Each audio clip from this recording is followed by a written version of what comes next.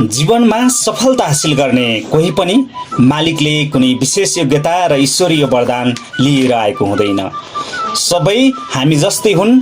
आखिर सफलताको रहस्य के हो? ती मानिस किन सफल हुन्छन् र हामी किन सफल हुन सक्दैनौँ? यदि तपाईले इमानदारीका साथ तिनको र आफ्नो जीवनलाई हेर्नुभयो भने तपाईलाई वास्तविक थाहा हुन्छ।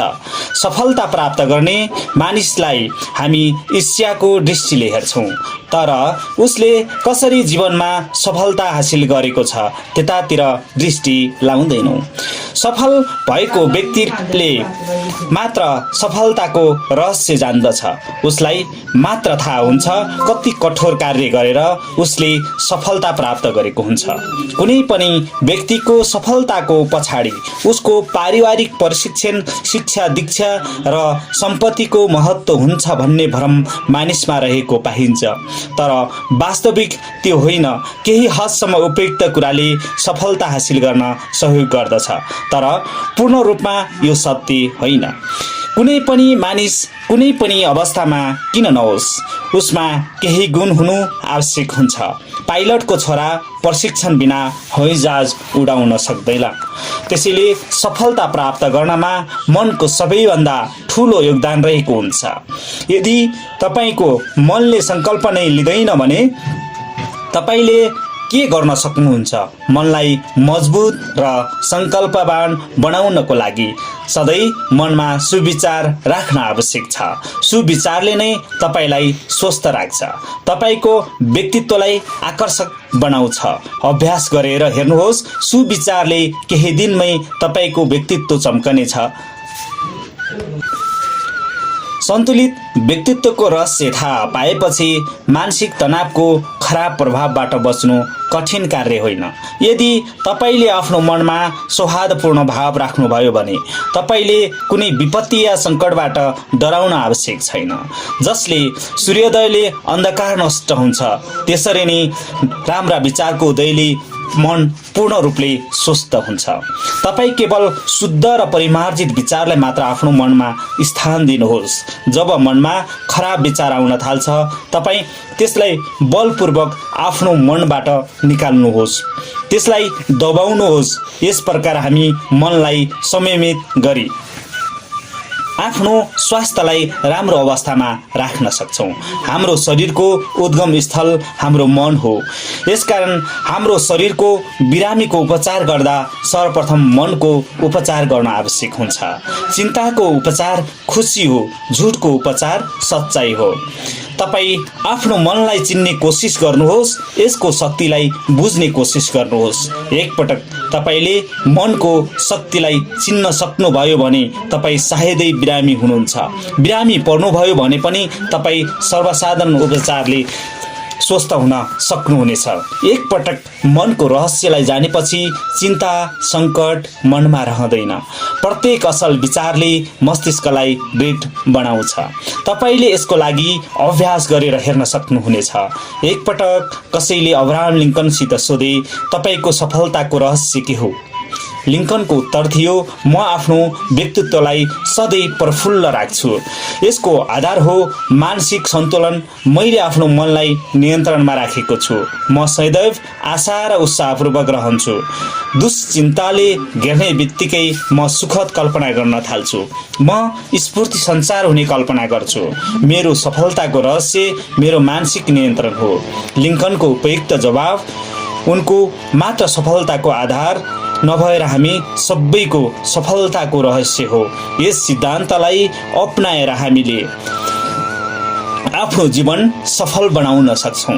उसले आफ्नो व्यक्तित्वमा निखारता ल्याउन पनि सक्छ। मानिसको शरीर विभिन्न अङ्गहरूले बनेको छ। मुख्यतः स्नायु, मस्तिष्क, आमाशय, हृदय आदि महत्त्वपूर्ण शारीरिक अङ्गको इकाइ मानिएको छ। यी स्नायुको स्वास्थ्य प्रक्रिया शारीरिक प्रसन्नतामा निर्भर छ। हामी बिरामी परेको अवस्थामा निश्चित रूपले हाम्रो स्नायु कोषमा कुनै न कुनै गडबडी रहेको तथ्य अगाडि आउँछ। मानिसको विचारको प्रभाव केवल मस्तिष्कमा मात्र नपरेर समस्त शरीरको अङ्गमा पर्दछ। सोच, चिन्तन हाम्रो इन्द्रियसित सिधा सम्बन्ध रहेको हुन्छ। कोही पनि व्यक्ति साधारण अवस्थामा अपराध गर्न सक्दैन, तर आफ्नो विचार दूषित भयो भने यसले अपराध गर्न सक्छ। विषाक्त रगतले विभिन्न प्रकारको वासनालाई प्रोत्साहन गर्छ। यसको प्रेरणाबाट मानिस विभिन्न प्रकारको अपराधमा संलग्न हुन्छ। हामी सद्विचारमा डुब्यौँ भने प्रतिष्ठा सम्मान प्राप्त गर्छौँ।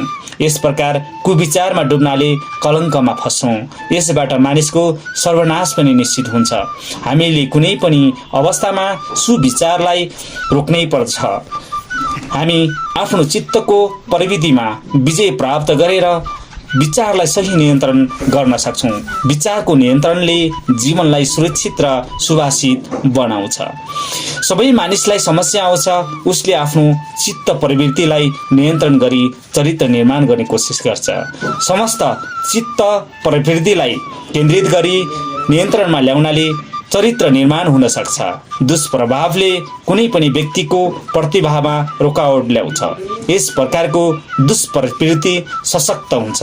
त्यसलाई परास्त नगरी जीवनको कुनै पनि क्षेत्रमा सफलता हासिल गर्न सकिँदैन। विचार नियन्त्रणद्वारा सफलताको मार्ग प्रशस्त हुन सक्छ। आफ्नो मस्तिष्कलाई सशक्त बनाउनु पर्दछ ताकि यस प्रकारको दूषित विचारधारालाई रोक्न सकियोस्। सही समयमा सही विचारलाई मस्तिष्कबाट नियन्त्रित गर्नाले नै सफलताको ढोका खुल्छ। एकपटक कुनै व्यक्तिले एक विद्वानसित सोधे, समृद्धिको रहस्य के हो? विद्वानको जवाब छोटो र सन्तोषजनक थियो।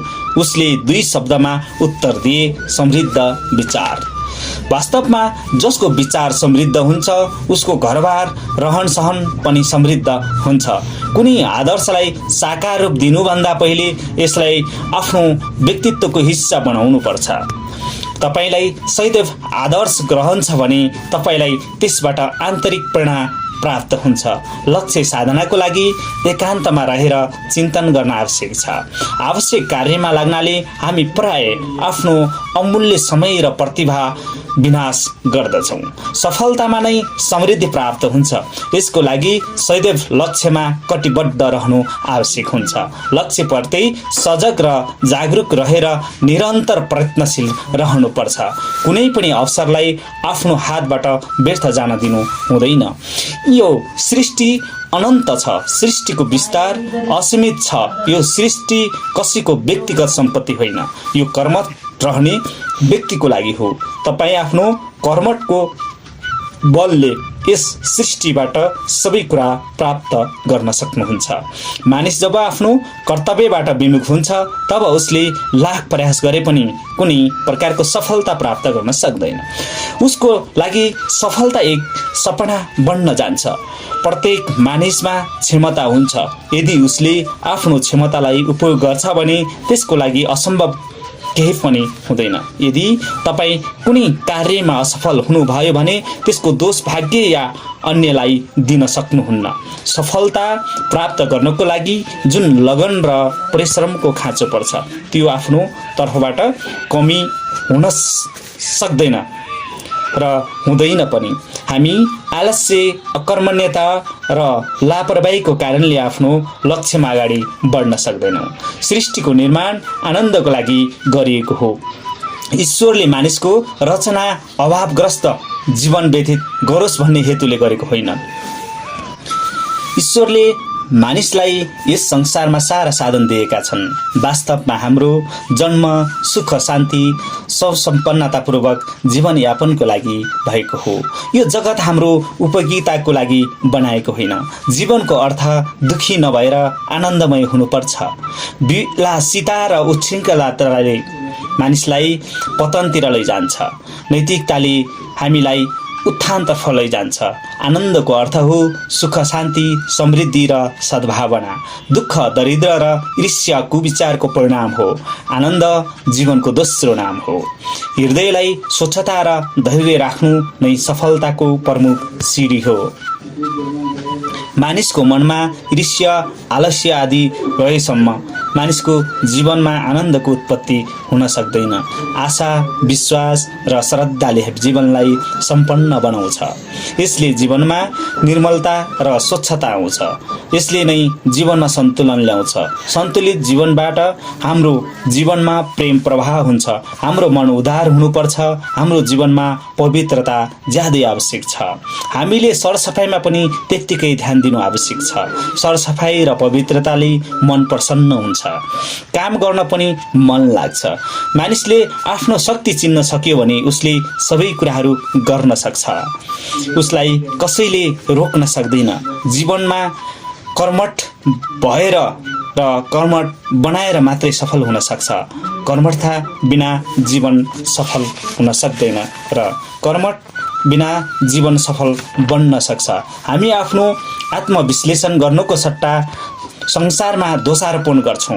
यही नै हाम्रो सबैभन्दा ठुलो भुल हो। हाम्रो सफलता या परिस्थितिको लागि को जिम्मेवार छ, यसको लागि हामी आफैले विश्लेषण गर्नु आवश्यक छ। हामीले सूक्ष्मता र इमान्दारितापूर्वक आत्मविवेचना गर्यौँ भने यसको लागि हामी आफैलाई दोषी पाउनेछौँ। सद्गुणले नै सफलता प्राप्त हुन्छ। भाग्यको कारणले मानिस धनी हुन्छ भने कुरा पनि गलत हो। जसले प्रयत्न गर्दछ ऊ एक दिन अवश्य धनी हुन्छ। त्यसैगरी अकर्मण्य धनी एक दिन निर्धन बन्छ। आत्मविश्वासपूर्वक सङ्घर्ष गर्नु नै सफलताको मूल मन्त्र हो। संसार विचित्रको छ। तपाईँ यसको चक्करमा नपर्नुहोस्। तपाईँको आत्माले तपाईँलाई जे भन्छ त्यही गर्नुपर्छ। आफ्नो आत्माको निर्णयलाई नै अन्तिम मान्नुहोस्। सफलता हासिल गरेपछि मानिसमा घमण्ड आयो भने उसलाई यसले नै बर्बाद पार्छ। केवल विनम्र व्यक्तिको मात्र सफलता निरन्तर चलिरहन्छ र रहिरहन्छ। यस प्रकार उसले नयाँ नयाँ सफलता हासिल गर्दै जान्छ। एकपटक सफलता प्राप्त गरेपछि नयाँ सफलता हासिल गर्न सजिलो हुन्छ। हामी भित्र भएको प्रेरणाको खजना कहिल्यै सकिँदैन। हामी यसबाट बराबर लाभ उठाउन सक्छौँ। यो एक यस्तो अमृत हो जसले हाम्रो जीवन सधैँ हरियाली बनाइदिन्छ। यसै एक अन्तर्प्रेरणाको शक्तिको बलमा हामी संसारको सारा खजना प्राप्त गर्न सक्छौँ। यसलाई नै हामी आफ्नो दैनिक जीवनयापनको लागि धनको आवश्यकता हुन्छ। यसको लागि तपाईँले सफलताको लागि निरन्तर प्रयत्न गर्नुभयो भने अवश्य पनि तपाईँले सफलताको शिखर चुम्न सक्नुहुन्छ। निरन्तर प्रयत्नले नै तपाईँ गन्तव्यमा पुग्न सक्नुहुन्छ। यसको लागि सही ढङ्गले सोच्नु या विचार गर्न आवश्यक छ। हामी जे सोच्छौँ त्यही कुरा हुन्छ भोलि पनि। यसै कारण हामी सफलतामा पुग्न सक्छौँ। तपाईँलाई जोखिम मोल्न डर लाग्छ हो, तर जोखिम नै सफलताको चाबी हो। तर योजना, भिजन, मिसन र रणनीतिका साथ मात्र हिम्मत गर्नु हो। तपाईँलाई थाहा छ, कार्टुन नै नहेर्ने त्यो जमानामा वाल्ट डिज्नीले सर्वप्रथम कार्टुन चलचित्र निर्माण गर्ने जोखिम मोलेका थिए। ब्रुस लीले $112 बोकेर अमेरिका छिरेर जोखिम मोलेका थिए। दारी काट्ने परिपाटी नभएकाले किङ्सी जिलेटले भारी ऋण काटेर जोखिम लिएका थिए। रिसियो होन्डाले आफ्नै श्रीमतीको गहना बेचेर मोटरसाइकलको कम्पनी खोलेका थिए र जोखिम मोलेका थिए। सर्वप्रथम सबै थोक खर्च गरेर असम्भव भनिएको करङ्गे जहाज उडाउने जोखिम मोलेका थिए भने जोखिम नमोलेको भए रजनीकान्तले खलासीको काममै गुजारा चलाइरहेका हुन्थे। त्यसैले ड्राइभरको काम गर्दा गर्दै एल्भिन प्रेस्ली विख्यात गायक बने। उनी पनि यदि जोखिम नमोलेको भए कबाडीको काम गर्दा गर्दै स्टिभ जब्स आज एप्पलका मालिक भनेर चिनिँदैन थिए। बेटरको काम गर्दा गर्दै लियोनेल मेस्सी धनी फुटबल प्लेयर बने भने उनी जोखिम नमोलेको भए सानैमा चोरी गर्दै हिँड्ने विकासानन्द धार्मिक गुरु बने। साग बेच्दै हिँड्ने थोमस एडिसन वैज्ञानिक बने। आज जो जोखिम मोलेरै हो धेरै पटकको प्रयासपछि उनी आज बत्ती बाल्न सफल भएका थिए। थोमस अल्वा एडिसन भने 7 कक्षा फेल रामकृष्ण ढकाल चर्चित गायक बने कि जसले जोखिम मोल्न कोसिस गरेका थिए। भिख माग्ने चार्ली चास्लिन नामी हास्य कलाकार बने जसले चिया बेच्ने भारतका मोदी प्रधानमन्त्री बने। 200 रुपैयाँ बोकी निस्केका पुष्कर शाहले विश्व घुमे। कलेज छोडेका बिल गेट्स विश्वकै धनी बने जो कि उनी पनि जोखिम मोल्नेकै एउटा लिस्टमा पर्ने गर्दछन्। कलेजकी औसत विद्यार्थी मार्क जुगरबर्ग जो आज सबैको हातमा फेसबुक छ, फेसबुक यापका मालिक बनेका छन्। 7 पटक एसएलसी फेल रविन्द्रनाथ टैगोर विश्वकवि बने जो अहिले निकै चर्चित छन्।